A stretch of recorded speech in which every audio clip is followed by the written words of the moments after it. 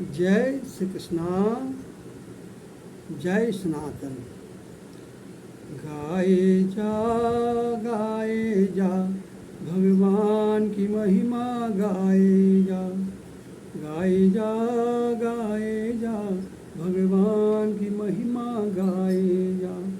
सुबह शाम इस मन मंदिर में, सुबह शाम इस मन मंदिर में झाड़ू रोज लगाए जा। गाए जा भगवान की महिमा गाए जा। गाए जा भगवान की महिमा गाए जा। सुबह शाम इस मन मंदिर में झाड़ू रोज लगाए जा। गाए जा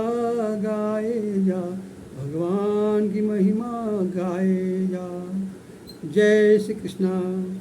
श्रीमद् भागवत गीता के 15वें अध्याय में सीधा कुरुक्षेत्र में चलते हैं, जहाँ भगवान अर्जुन को तमोगुण, रजोगुण, सतोगुण के बारे में बताते हुए अब 15 प्रवेश करते हैं। भगवान कहते हैं अर्जुन को, ऊर्धा मूल मध्यस्थ शाखा मध्यस्थम प्रभुरभ्यो छंदो अशिशवरम प्रमाणी अस्मे वेदम च वेदो। भगवान बोलते हैं, आदि पुरुष परमेश्वर रूप मूल वाले और ब्रह्म रूप मुख्य शाखा वाले जिस संसार रूप पीपल के वृक्ष को अविनाशी कहते हैं, वह तथा जिसके पत्ते कहे गए हैं, उस संसार रूप वृक्ष को जो पुरुष मूल सहित तत्व से जानता है, वह वेदों के तात्पर्य को जानने वाला होता है।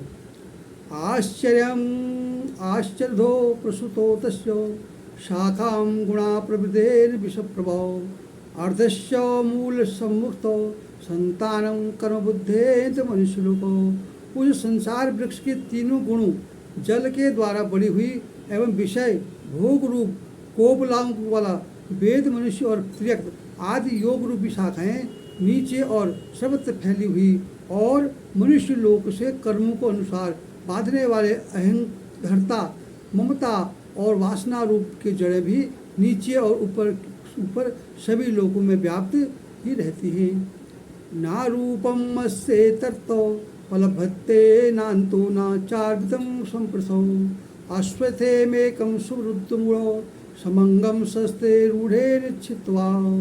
जो संसार वृक्ष स्वरूप जैसा कहा है, वैसे ही विचार काल में नहीं पाया जाता है, क्योंकि ना तो इसका आदि है और ना ही अंत है, तथा ना इसकी अच्छी प्रकार से स्थिति ही है। इसलिए इस अहंत, ममता और समावंत आदि रूढ़ मूलों को संसार रूपी पीपल के वृक्ष को दृढ़ वैराग्य रूप शास्त्र द्वारा कटाक्ष है। ततः पदम तत्प्रिमरवैकृतम अस्मिगतम च विनृतम भुवो तमेव चादनं पुरुषों प्रगतो यतः प्रवृत्ते प्रसुताम पुराणो। इसके पश्चात उस परम पद पर परमेश्वर को भली भांति खोजने चाहिए, जिसमें गए हुए पुरुष भी लौटकर संसार में नहीं आते, और जिस परमेश्वर से इस पुरातन संसार वृक्ष अमृत विस्तार को प्राप्त हुआ है, उसे आदि पुरुष नारायण में शरण में हूँ ऐसा मानते हैं। इस प्रकार दृढ़ निश्चित करके उस परमेश्वर का मनन और निर्विध्यान साधना करना चाहिए।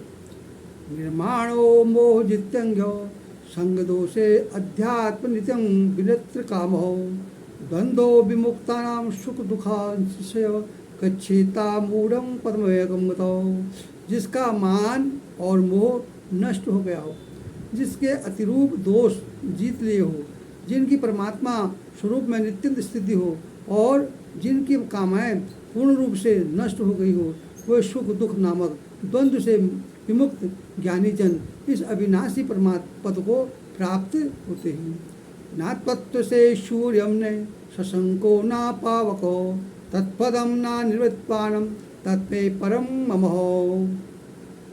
संसार में नहीं आते इस स्वयं प्रकाश परमात्मा ना सूर्य प्रकाशित कर सकता है और न चंद्रमा और ना ही अग्नि ही, वही मेरा परम धाम है। मैं वासम जीव लोके जीवभूतम सनातनो मने षष्ठ नीति इंद्राणी प्रकृति स्थानानि कर्षति। इस देह में यह सनातन जीवात्मा मेरा ही अंश है और वही इस प्रकृति के स्थित मन और पांचों इंद्रियों का आकर्षण करता है।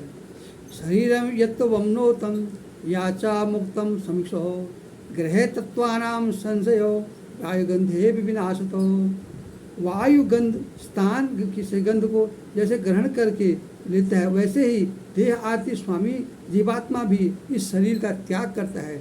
उससे यह मांस रहित इंद्रियों को ग्रहण करके फिर उस शरीर को प्राप्त होता है, उसमें जाता है। श्रोताम चक्षु स्पर्शनो च रसनम घ्राणमेव च अधिष्ठानम मंचयम विषयो यानुप्रेषे निषेवतो। यह जीवात्मा स्रोत, चक्षु और त्वचा को तथा रसायन, भ्रम और मन को आश्रित करके अर्थात इन सबके सराहने से ही विषयों का सेवन करता है। उत्क्रांत मंतम स्थितम वापि भुजंगम वा गुणाविषम विमूढ़म नानुपश्यन्ति